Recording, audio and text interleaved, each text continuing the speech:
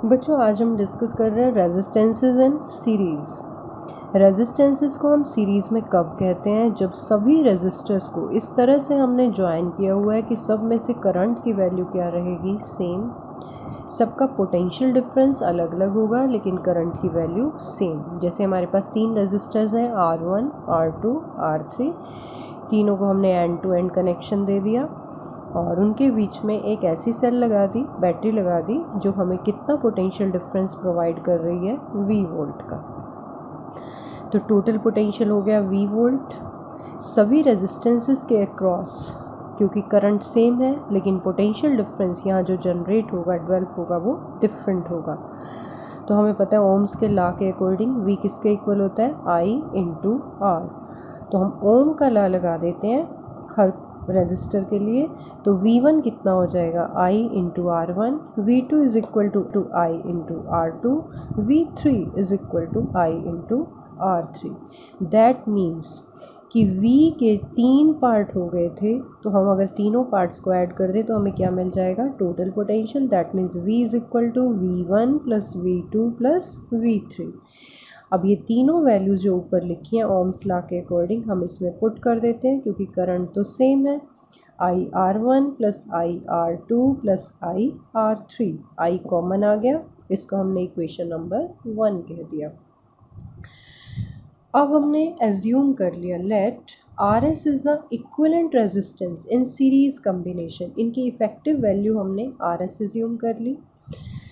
तो V total potential है। Total potential किसके इक्वल होगा? Total current into total resistance. That means V is equal to I into RS। ये वैल्यू भी इक्वेशन नंबर 1 में पुट कर दो।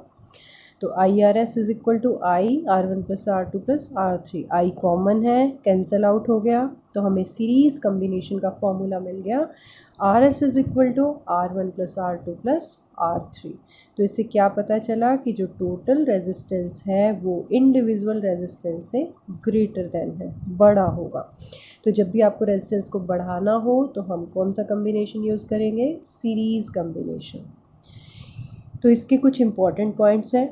फर्स्ट पॉइंट क्या कहता है? The current is same in every register. That means अगर आपके पास सीरीज कम्बिनेशन है तो सभी रेजिस्टेंसेस में से करंट की वैल्यू क्या रहेगी? सेम रहेगी। सेकेंड पॉइंट में क्या कहा जा रहा है कि अगर आप R1, R2, R3 की पोजीशंस आगे पीछे भी कर दोगे तो भी करंट की वैल्यू के ऊपर कोई भी फ़र्क नहीं पड़ेगा। थर्ड पॉइंट में हमने क्या देखा कि जो वोल्टेज है वो जो रेजिस्टेंस के अक्रॉस हम निकाल रहे हैं V1, V2, V3, it depends upon the value of resistance. क्योंकि I तो सबके लिए कॉमन हो गया, I तो सबके लिए सेम हो गया, तो जिसका रेजिस्टेंस ज़्यादा होगा वहाँ वोल्टेज भी ज़्यादा डेवलप होगी। जो टोटल रेजिस्टेंस आएगा सीरीज़ कम्बिनेशन में वो हमेशा R1, R2, R3 में से जो भी सबसे ज़्यादा वैल्यू होगी उससे हमेशा ज़्यादा आएगा। तो अंडरस्टूड है कि सीरीज़ कम्बिनेशन में क्या आया था formula? R1 plus R2 plus R3। तो ग्रेटेस्ट वैल्यू से भी ज़्यादा वैल्यू में हमारा आंसर आएगा। अब हम डिस्कस करते हैं रेजिस्टेंसेस इन पैरेलल कम्बिनेशन। तो पैरेलल की क्या पहचान है? कि सभी रेजिस्टेंसेस के अक्रॉस जो पोटेंशियल डिफरेंस रहेगा वो सेम रहेगा। जैसे हमने एक डायग्राम बना रखा है, यहाँ 3 रेजिस्टर्स हैं R1, R2, R3। हमने इनके फर्स्ट स्टैंड लिए, सबके एक कॉमन पॉइंट A से ज्वाइन कर दिए। उनके बाकी के सेकंड एंड्स वो हमने कहाँ ज्वाइन कर दिए? पॉइंट B से ज्वाइन कर दिए और बीच में एक बैटरी लगा दी जो हमें कितना पोटेंशियल डिफरेंस प्रोवाइड करवा रही है? V potential difference. तो जब बैटरी के कारण यहाँ से करंट स्टार्ट हुआ तो वो 3 पार्ट्स में डिवाइड हो गया। R1 में कितना करंट गया? I1, R2 में से I2, R3 में से I3। तो इसका मतलब करंट के 3 पार्ट्स हुए, अगर तीनों पार्ट्स को ऐड कर दिया जाए तो हमें क्या मिल जाएगा? Total current I।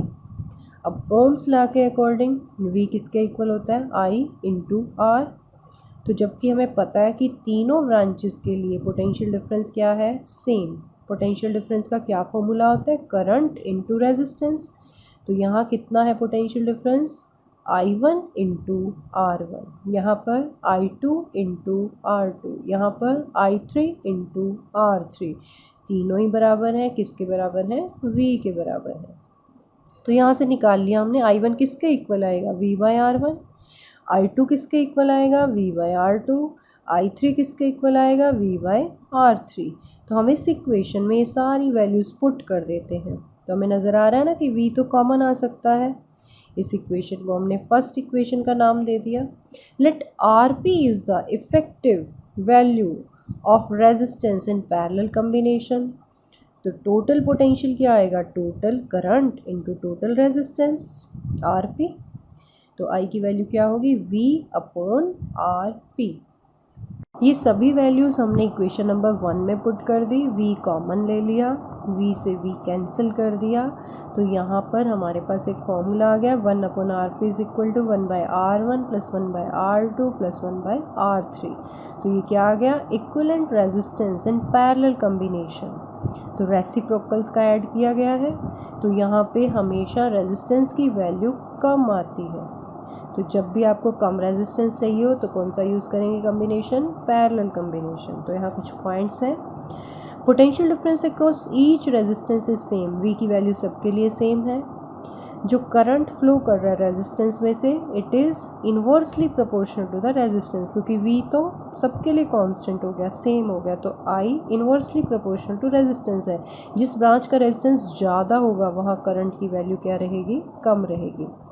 Total current is equal to the sum of the individual current. I की वैल्यू क्या है, I1 plus I2 plus I3। Total resistance is less than the least resistance use in the circuit. तो R1, R2, R3 में से जो सबसे कम value का रेजिस्टेंस होगा, हमारा टोटल रेजिस्टेंस उस लिस्ट वैल्यू से भी क्या होगा, छोटा होगा। Now we discuss about the internal resistance and terminal potential difference of a cell। Cell में क्या क्या होता है, इलेक्ट्रोलाइट होते हैं, इलेक्ट्रोड्स होते हैं। तो उन्हीं इलेक्ट्रोड्स और इलेक्ट्रोलाइट्स के कारण सेल का जो भी रेजिस्टेंस होता है उसको हम क्या कहते हैं, इंटरनल रेजिस्टेंस। अगर हमारी सेल फ्रेशली प्रिपेयर्ड है तो उसका इंटरनल रेजिस्टेंस कम होगा। जैसे हम उसको टाइम के साथ साथ यूज़ करते रहते हैं तो उसका इंटरनल रेजिस्टेंस काफ़ी ज़्यादा इंक्रीज़ हो जाता है। इसका सिंबल है स्मॉल r। ये कुछ फैक्टर्स के ऊपर डिपेंड करता है जिसको कि अब हम, इंटरनल रेजिस्टेंस है वो डिपेंड करता है कि आपके इलेक्ट्रोड्स के बीच में कितना डिस्टेंस है, इलेक्ट्रोलाइट का नेचर क्या है, इलेक्ट्रोड्स का क्या नेचर है, इलेक्ट्रोड्स का कितना एरिया इलेक्ट्रोलाइट में इमर्स्ड है, डूबा हुआ है। अब हम डिस्कस करते हैं टर्मिनल पोटेंशियल डिफरेंस। ये वो पोटेंशियल डिफरेंस है जब आपकी सेल यूज़ में आ रही है तो उसके दो इलेक्ट्रोड्स के बीच का जो पोटेंशियल डिफरेंस है क्लोज सर्किट में, उसी को हम क्या कहते हैं, टर्मिनल पोटेंशियल डिफरेंस। इसका सिंबल होता है V। दो सर्किट बनाए हुए हैं हमने, एक ओपन सर्किट है और दूसरा क्लोज सर्किट है। ओपन सर्किट में की ओपन है, कोई करंट का फ्लो नहीं हो रहा। क्लोज सर्किट है तो इस समय हमारी सेल के कारण एक I करंट का फ्लो हुआ और उस वोल्टेज को मेज़र करने के लिए हमने वोल्टमीटर यहाँ ज्वाइन किया हुआ है। R यहाँ पे इंटरनल रेजिस्टेंस है, कैपिटल R यहाँ पे एक्सटर्नल रेजिस्टेंस है। तो जो I करंट फ्लो हो रहा है वो स्मॉल r और कैपिटल R दोनों में से फ्लो हो रहा है। तो इसका मतलब सर्किट का टोटल रेजिस्टेंस क्या हो गया, small r plus capital R, series combination के अकॉर्डिंग। तो हमारी सेल का EMF E है, total resistance R plus R है। तो हमारे सेल में कितना करंट फ्लो करेगा, I is equal to E/R plus R।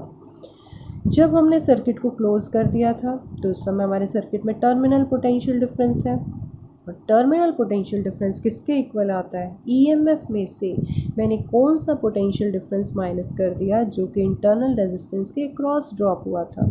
तो E माइनस IR पार्ट वो किसके इक्वल आएगा, V के इक्वल आएगा। तो इससे क्या क्लियर हुआ कि जो आपका वोल्ट मीटर है ना वो IR स्मॉल r वाले पार्ट को रीड नहीं कर सकता, वो केवल कैपिटल R के अक्रॉस जितना पोटेंशियल डिफरेंस जनरेट हुआ सर्किट में उसी को ऑब्जर्व करता है। तो इस इक्वेशन को थोड़ा सा और सॉल्व कर लिया, IR को पॉजिटिव कर लिया, किसके इक्वल आ गया, E माइनस V। तो R की वैल्यू क्या आ गई, E minus V upon I। This is equation number 2। अब R के अक्रॉस जो पोटेंशियल डिफरेंस जनरेट हुआ वो कितना है, सिंबल तो वही है V, वो किसके इक्वल है, I इंटू R। तो यहाँ से I की वैल्यू निकाल ली, V/R। I की वैल्यू थर्ड इक्वेशन से हम किस में पुट कर देते हैं, सेकेंड इक्वेशन में। तो इसमें देखो जब हमने वैल्यू पुट की तो आर की वैल्यू क्या आ गई, E minus V by V into capital R. सारे सिम्बल्स क्लियर हैं। E is the EMF of cell, V is the terminal potential difference, R is the internal resistance and capital R is the external resistance of the circuit.